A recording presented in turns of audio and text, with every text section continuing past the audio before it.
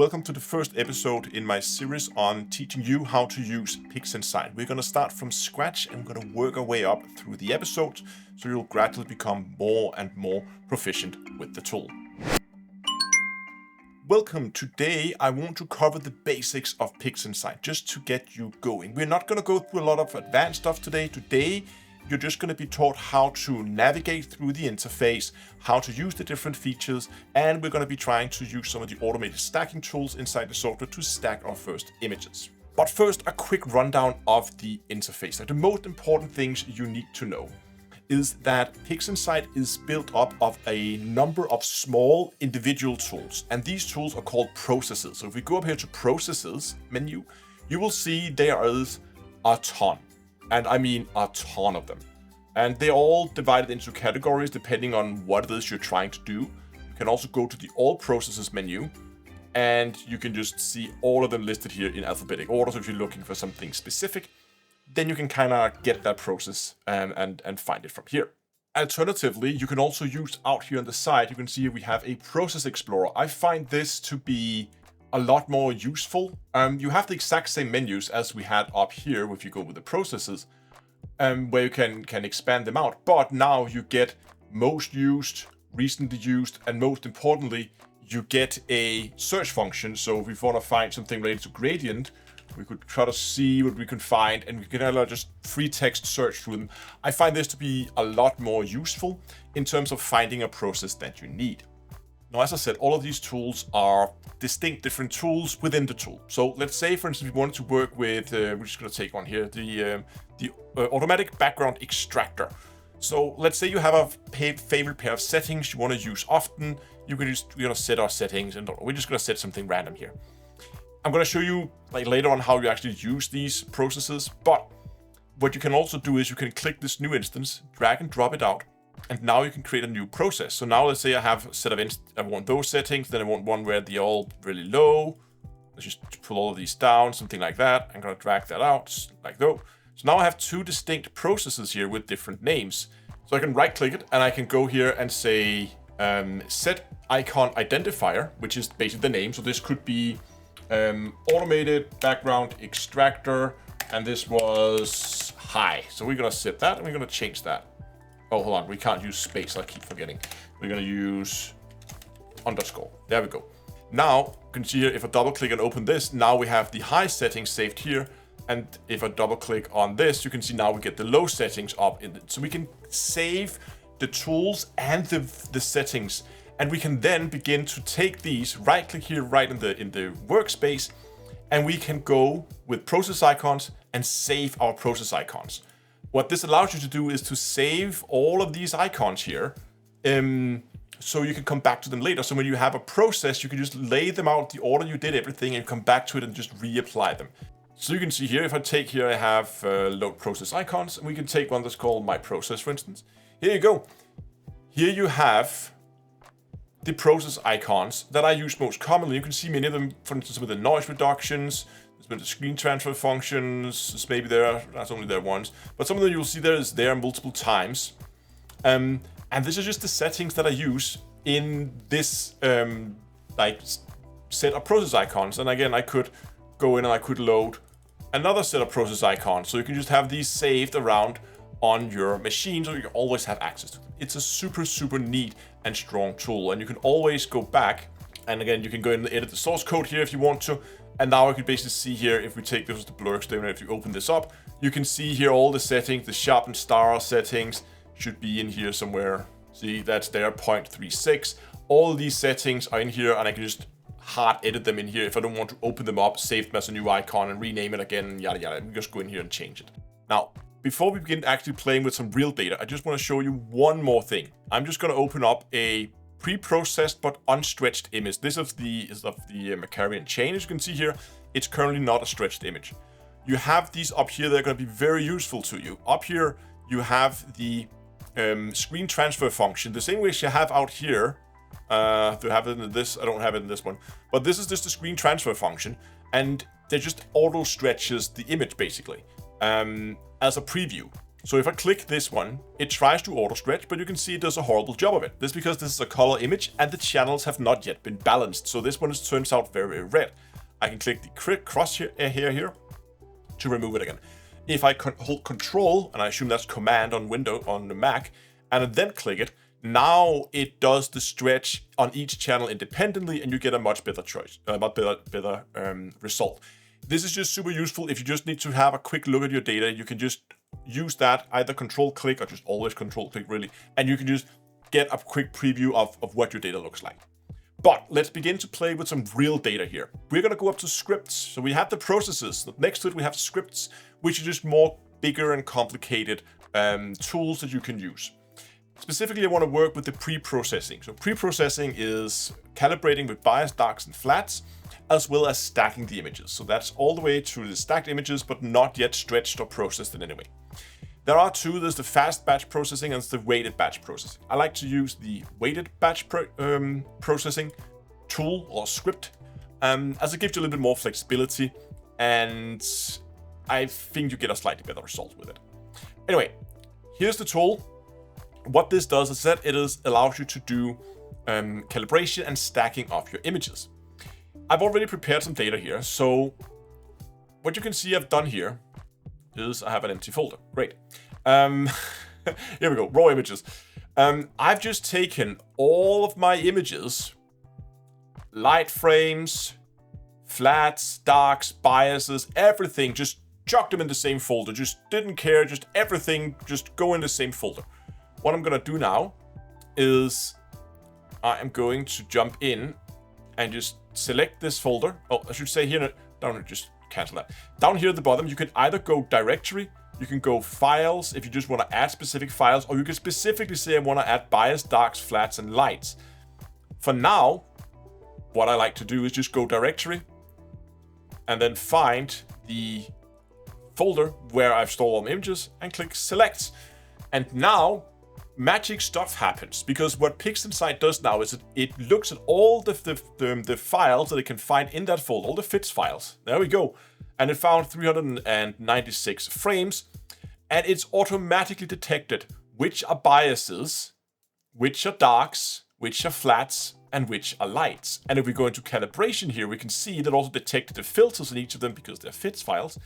And if I click on one of them, I can see here that it says that, oh, if I'm using this light one, I'm going to be using these. So it's going to be using these dark frames, and it's going to be using these flat frames. And that all just happened completely automatic. And I didn't have to do anything to do it at all. Now, this works best with fits files. So if you're using RAWs or any other format, where you don't have all that metadata, you might have to sit and add these manually using these buttons down here. You can see here, there's an exclamation mark over this, and this is because that the darks I've imported here, you can see the darks here are shot at 300 seconds, whereas my lights are shot at 60 seconds. So it's giving me a warning here, and I can just hover over it if I want to. I can just click on it here, I can read the warnings over here. And you can see here it says that the light frame's exposure differs from the master dark's exposure. And the same thing because I'm using some cosmic ray detection that is enabled here. It also gives me a warning for that. I can disable that if I don't want it to. I want to show you one more thing that you can do, because this is clever if you want to do a single night, but you can actually do multiple nights with this as well. So we're just going to reset, clear all files, because I have another data set prepared as well, and I want to show you.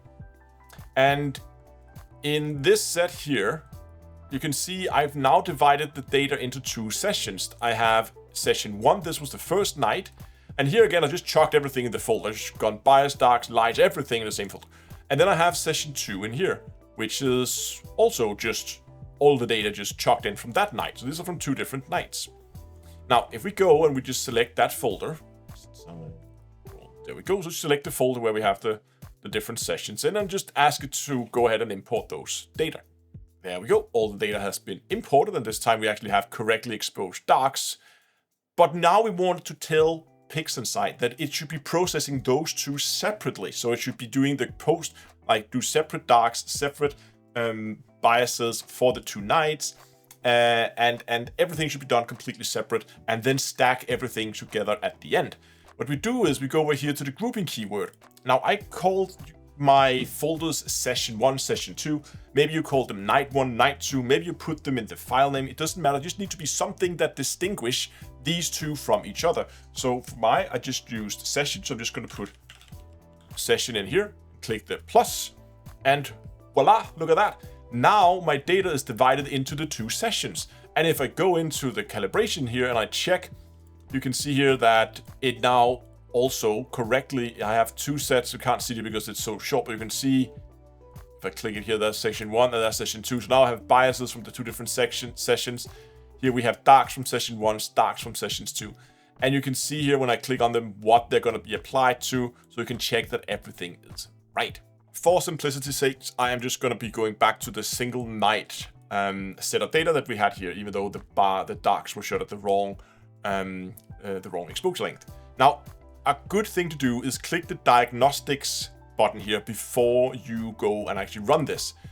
You can see, for instance, here, no output directory specified. It's going to basically just run a check to see everything looks good. We get all those warnings from the incorrect exposure length, but everything down here basically checks out.